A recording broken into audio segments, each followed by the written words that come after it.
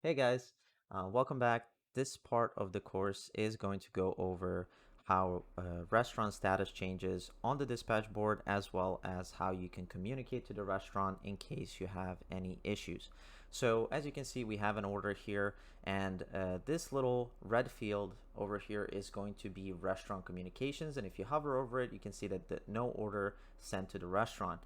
Now, if we let AD handle these things, if it's allowed to be automatically placed, it will. But if we need to manually do it, what we need to do is we need to click on the order and press S as the shortcut, or you can press this button right here on the top left. So once we do that, we can specify the pickup time if we need to change it. Just make sure that you input the proper hour format, right? So once you put in, let's say 3:30, just make sure you add PM at the end. And then if you have any notes regarding this order, they can show up on faxes and emails. So we can fill it out here and say, you know, uh, driver will be there at time of pickup, or whatever you need to let them know. And as you can see here on the bottom, we don't have any dispatcher notes, and our placement method is going to be order logic, which is our recommended way of placing orders to your restaurants. Now you can hit send/save,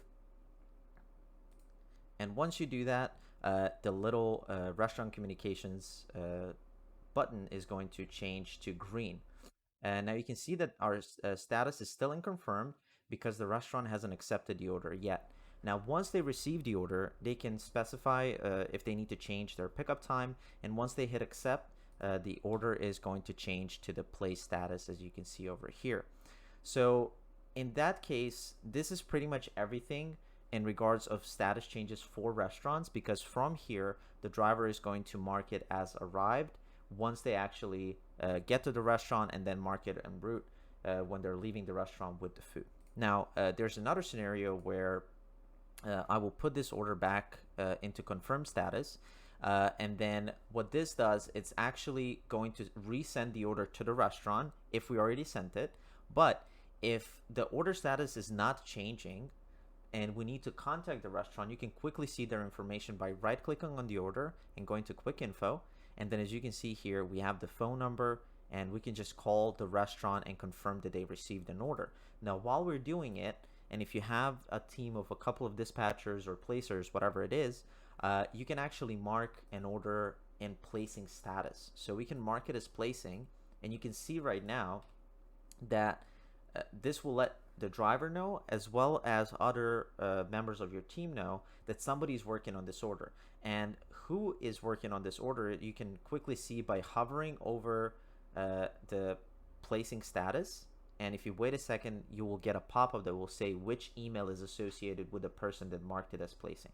Okay, and then once we do that, once we get it over phone and we confirm that they, one, either received it on their tablet, or two, we have to manually place it over the phone. Once we're done with it, we can click on it and click either P or this button up here that says placed, and then we mark what is the pickup time. Remember, the format has to be correct. And then we can say who confirmed the order. We'll just put in my name and then mark placed. And then from here, we are going to move down towards driver statuses and driver communications. So take the next course, and we'll see you soon. Bye.